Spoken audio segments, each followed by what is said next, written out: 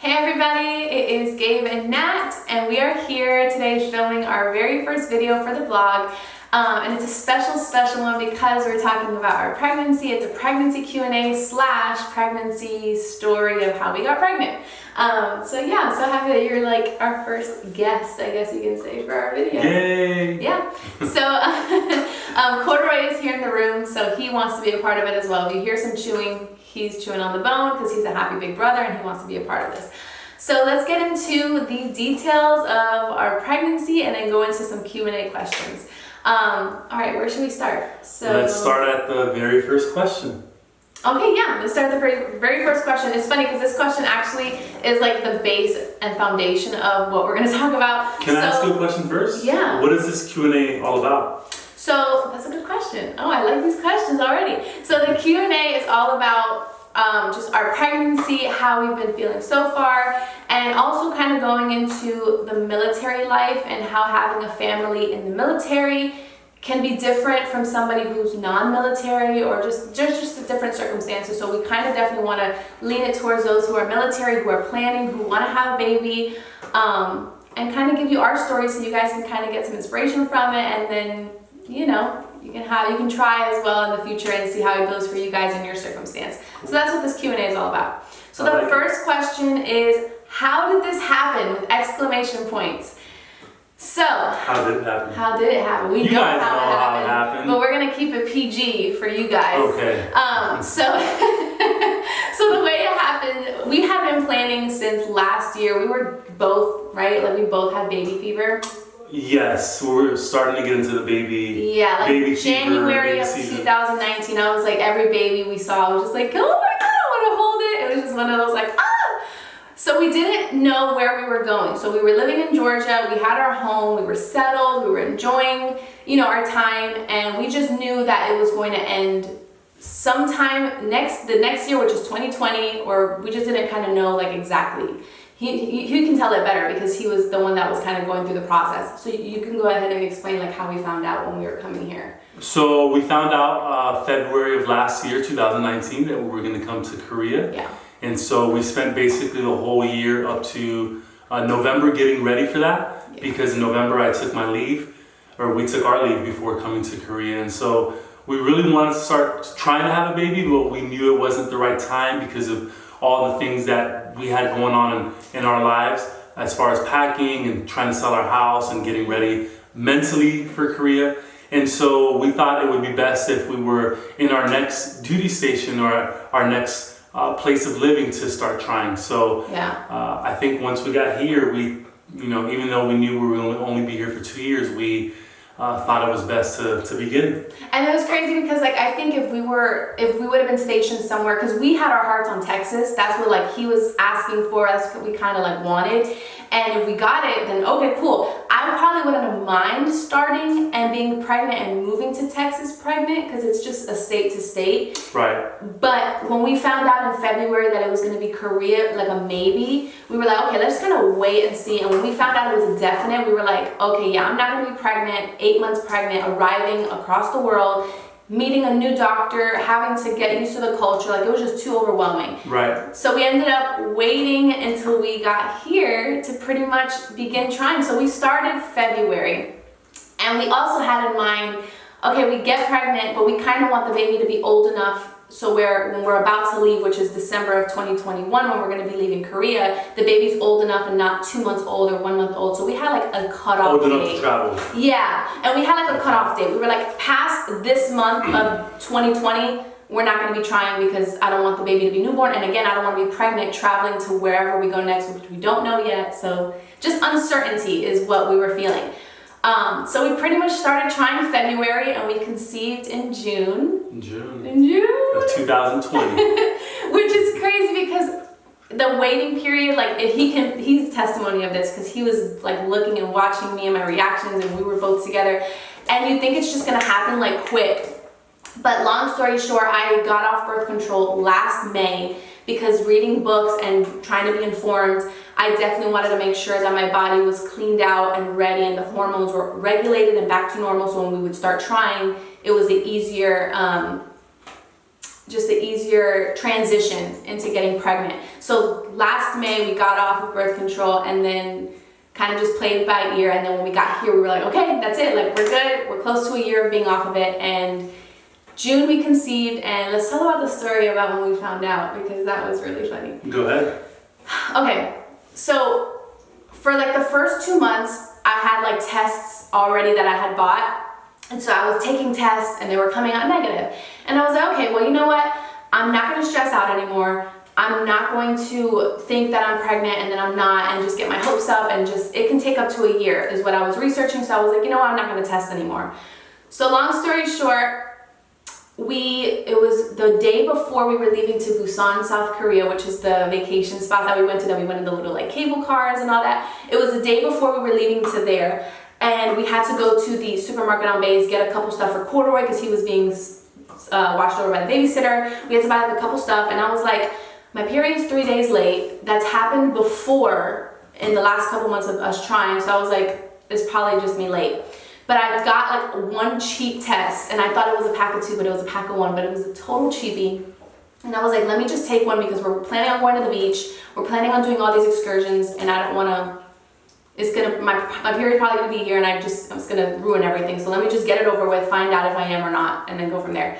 So we got home. He was still taking stuff out of the trunk of our car because we had to pack our suitcases, and he's still coming up the elevator, and I run into the house just to get it over with. I go ahead, and as soon as like it started loading, it was not even a digital one. It was just the one that it just takes time for it to reach. A strip? Yes, it was a straight up plus sign. And I was like, okay, this is like a total cheapie. Like, I'm not pregnant. Like, that's, even though we were trying, it didn't like occur to me that, oh my God, like I may be pregnant. Right. So I go outside and I'm like out the door and I'm like, babe, look at this. Like, what do you think this is? And he's like, we're gonna have to get another one. Right. So then he was like, I didn't believe it. I said, I mean, yeah, just off one strip, we can't. Yeah. We can't tell. And I thought it was 2, so I was gonna take the second one and have like a reference. No, it was a 1 pack, but I was just too like ignorant to read the pack and say, oh, it's just a 1 pack. So we were like, you know what, let's just go back on base. So we packed everything, or unpacked everything into the house, drove back on base, and I bought 2 packs of pregnancy tests, the clear blue digital and the first response, because I was like, if one or the other is wrong, at least I have something to go off of. So long story short, we get back home, we're in the bathroom, we're not even thinking about having our phones to record, because I'm like, this is gonna come out negative. Like, I was already getting negative, so I was like, whatever, if it's a negative, it's a negative. And we took the clear blue, I dip it, we wait, and we're just both like staring at it, and we're just like, okay, hurry up. And all of a sudden it said pregnant. And like, what was my reaction? Because you were just like... You started crying. Well, the thing is, it was like 2 minutes of me like against the shower, and I'm just like, no, like, and then after a minute, I realized there's a child inside of me, like a human being, and I busted out crying. He goes and grabs my camera from the living room to record, and I'm bawling my eyes out because I'm like, there's a living being that I'm carrying. It was like realistic at that point. At that point it was realistic, but it hadn't hit me yet. So yeah. I was like, wow, we're pregnant. I mean, it was kind of a surprise, but yet again, we were trying. Yeah. But when did it finally hit me? It hit, so out of all times that it hit him, we went on our vacation, you know, we came back, and the way it works on base is you have to go and actually take a pee test on base, a urine test, and they go ahead and call you with the results. So I went in really early in the morning, took the car, went and got that done, came back home, and he was coming home for lunch. And so before he got home from lunch, I actually got the call from the nurse, and she was like, hey, you're pregnant. We just wanted to let you know. I'm so happy for you guys. Congratulations. And I was like, oh, okay, cool. Like, I was just like, okay, yeah, I already know I'm pregnant. The test told me I'm pregnant. Awesome. So he gets home from lunch, and I'm like getting his lunch on the plate and, you know, ready and setting the table. And I'm like, oh, babe, hey, the nurse called, we're pregnant. She confirmed it. And he looks at me, and he leans over the chair, and he starts crying.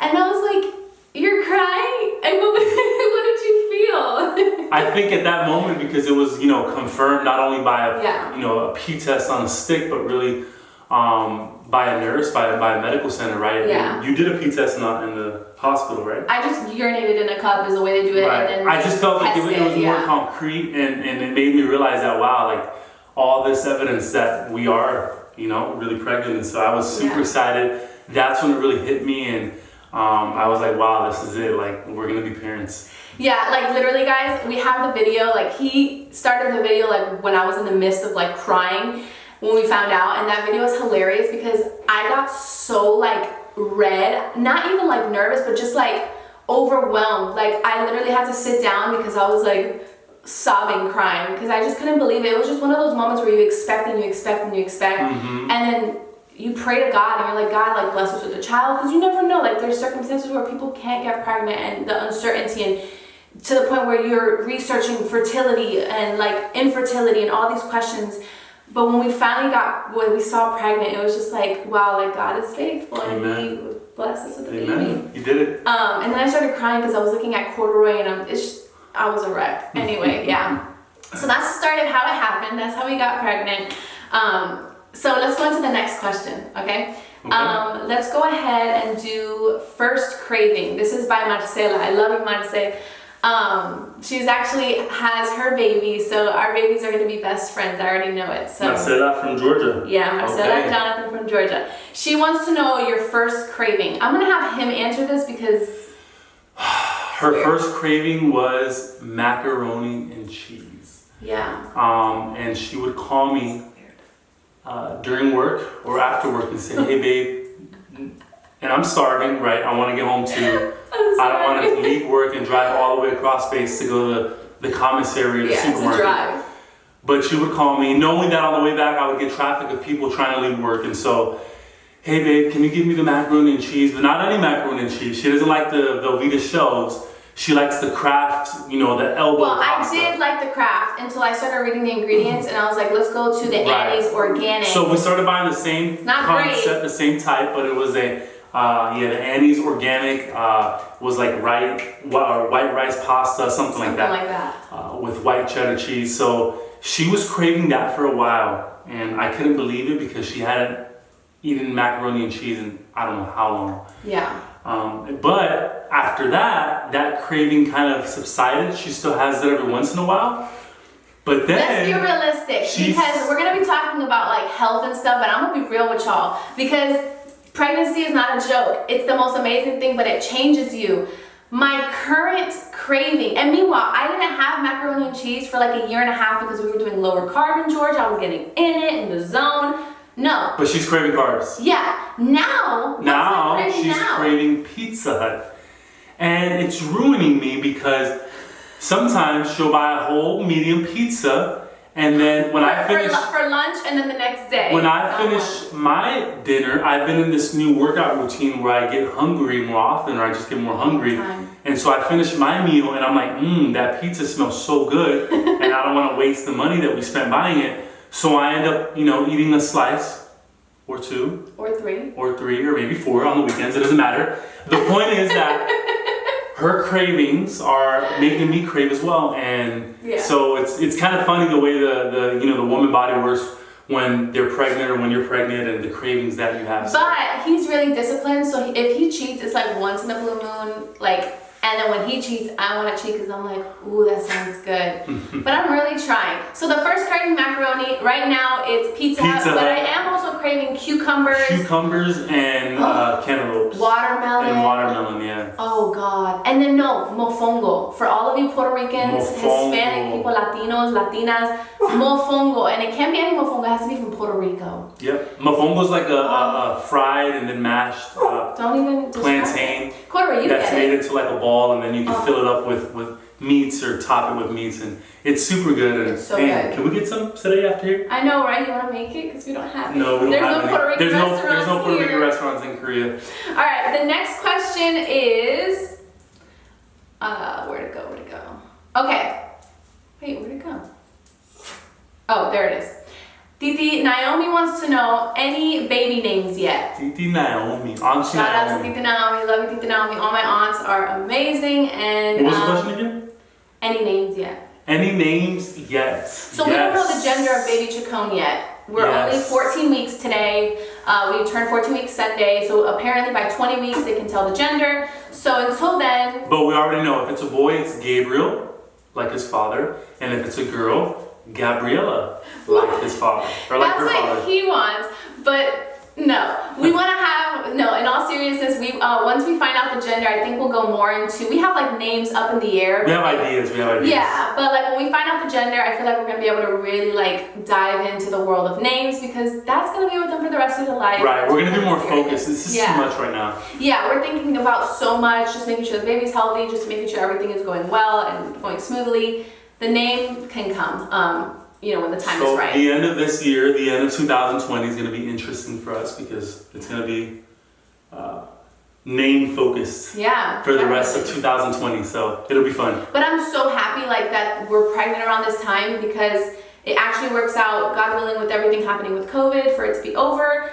Our families can be here in March, because the baby's due in March, the beginning of March. So our families can be here. I love that I'm not going to be pregnant, like fully pregnant, during the summer, because I hate the heat, and I am very warm-blooded, and I don't like to be hot, if that makes sense. That's warm-blooded, right? Yeah. One of the two, yeah. But yeah, I'm happy that we're gonna be able to be like pregnant in Thanksgiving, be pregnant in Christmas, be pregnant in all the cool months, and then have a give spring birth baby. in March. Yeah, and then we have a lot of family members who are born in March, so the baby will be a March baby along with everybody else in the family who's a March baby as well. Next question. Let's see here. Next question. This was actually a question from one of the girls. She has two questions, so let's do the first one. This is one of my friends from high school, Carla Cisneros. Hi, Carla. Hello. So her question is, what workouts do you recommend doing during pregnancy? Let's do that. Or actually, she has three questions. So let's do, what workouts do you recommend doing during pregnancy?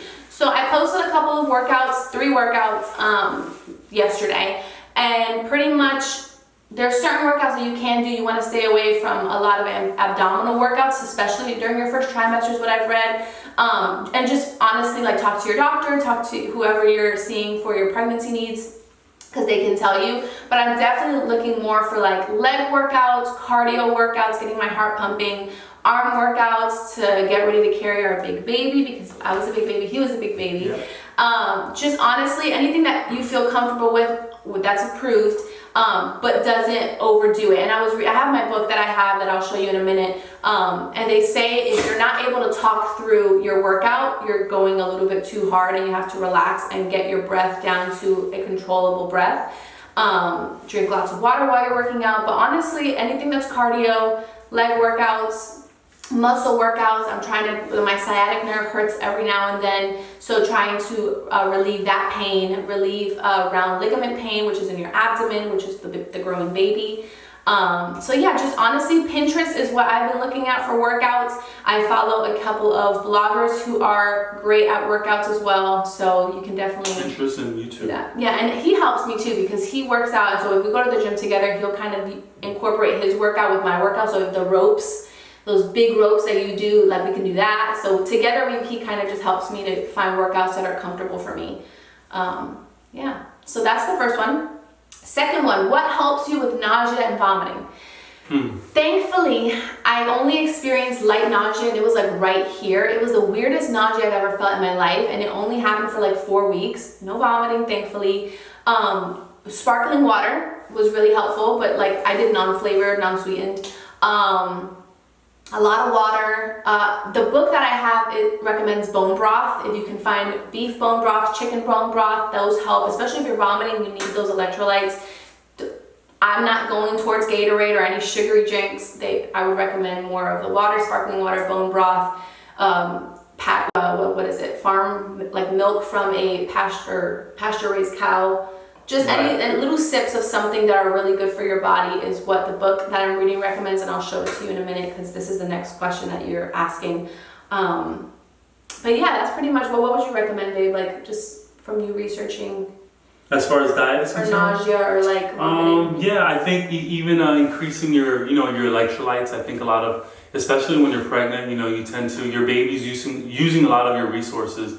They're using those vitamins and minerals that you're eating when you're consuming food, and so just replacing those vitamins and minerals, apart from eating food, healthy food, also maybe putting a few sprinkles of salt in your water, drinking some magnesium or potassium supplements, maybe eating some avocados to increase that potassium supply. But really anything that's gonna increase that vitamin and mineral level, which is called micronutrients in your body, to help support that extra person that's inside of you. Yeah. And so that helps a lot with nausea. And funny story, kind of deviating from this, you were craving Korean barbecue. Korean barbecue is very good here. You know, It's complex though, because there's a lot of stuff that goes. Yeah, into it's not barbecue. too bad. So really, what it is a piece of meat, right? Usually a piece of rib meat, which they call gabi, and they bring it to the table raw, and you just cook it right in front of you, and you make it to the medium well, however you want to cook.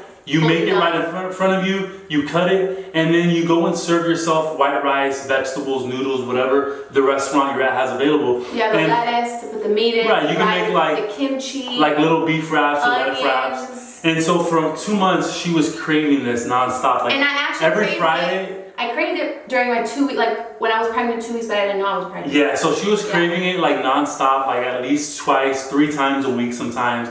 And so we wouldn't even cook, we would just go and eat Korean barbecue.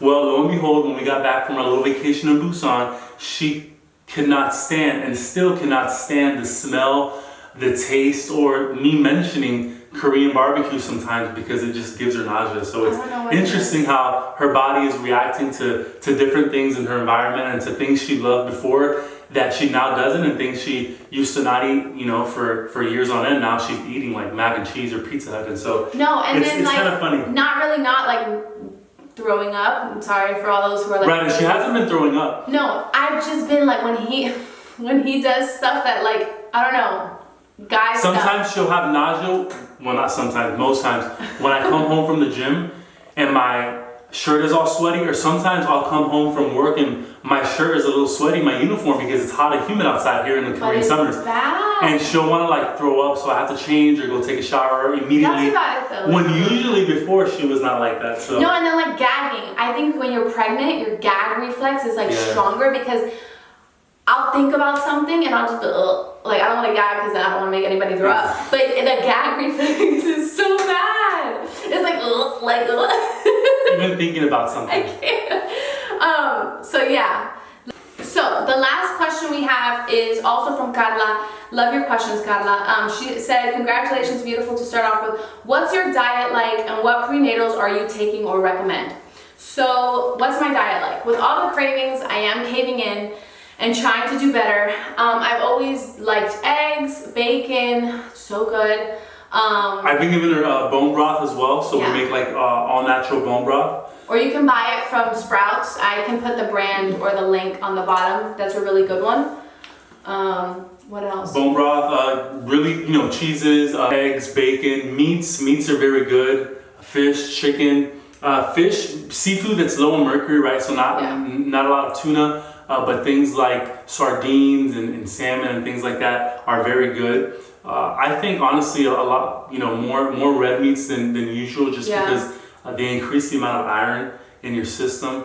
If you're gonna eat bread, we try to buy Ezekiel bread, so I try to make sure that we get bread that's sprouted and has more vitamins and minerals and things like that. Yeah, so just trying to keep lower carb because when the time comes to where you have to do the glucola test, which is something that I'm looking into. If you are already eating more like chips and cookies and your body's already used to that, when you go do that test, it's possible that you may pass it because your body's used to doing it. But somebody like me who doesn't eat candy bars and chips and stuff like that all the time, it's going to be different for somebody like me because when you fill me up with sugar, that's going to affect me immediately. So I'm actually trying to find out, and I'm going to see if I can update you guys if this can happen. I'm going to find out about doing at-home glucose monitoring where I actually prick my finger and pretty much write those results down and give it to my provider instead of doing that glucola test, because there are alternatives. Ask your provider out there, because that glucola test, according to my books here, are actually a lot of the times false positives. So they're telling women that you have gestational diabetes or all these things and you really don't. So find out about that because it's important. So let me go ahead and show you real quick 2 books. I'm going to link them below because these are the most amazing books you'll ever read for your pregnancy, for just taking care of your child before you're trying to conceive. The first one is the Nourishing Traditions book, Baby and Child Care.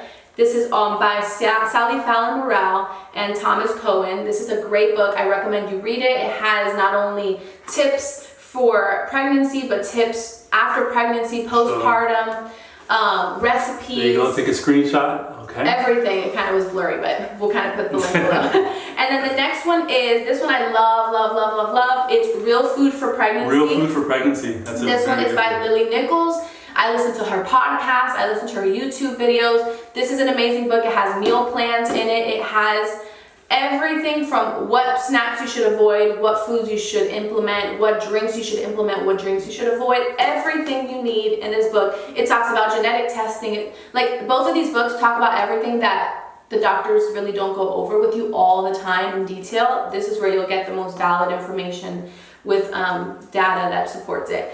The last question she asked is, what prenatal vitamins are you taking? I have been taking Full Circle Prenatal. I will link this one as well. It's on the pricier side at around $40 to $50, but it comes with 240 capsules. The intake you're supposed to do is 8 capsules daily with food. You can actually break it down the middle, do 4 in the morning, 4 in the evening. You can actually break apart the capsules and put it into drinks. This is probably one of the reasons I think why my nausea didn't go as far as I thought it would go, because it has all of the necessary vitamins. A lot of women are actually deficient in choline, which is very important. You get that from eggs and a lot of other foods that are really good for you. You're deficient in magnesium, you're deficient a lot of vitamins, because all those ones that you can get off the counter at the store don't have what's needed for your baby and you. So it tells you on the back what each vitamin amount is, and it's just an amazing one. 8 sounds like a lot, but it's not as bad as you think. I get some cold water and gulp it down, and then I would recommend even becoming it's called a subscriber, where you get 1 a month, or you can get 2, like 1 every 2 months, and it delivers to your house. So this is the one I've been taking. Highly, highly recommend it. And it's actually the one recommended in the it's recommended in this book as well, which is where I got the brand from. Yep. So this is the one I've been taking. Definitely a good investment, and so happy I've been taking it. I actually started before we got pregnant, which is also, I think, why it helped my body to really be prepared to carry our baby. So yeah, we're just gonna keep it at that. We're already in a good amount of minutes. I had fun. This is really good. Me too. We can do another one when we're hitting closer to our 3rd trimester, or if you have more questions, you can keep asking. I'd be happy to answer them. We'd be happy to answer them. And thank you guys for tuning in. Thank you. Have a good one.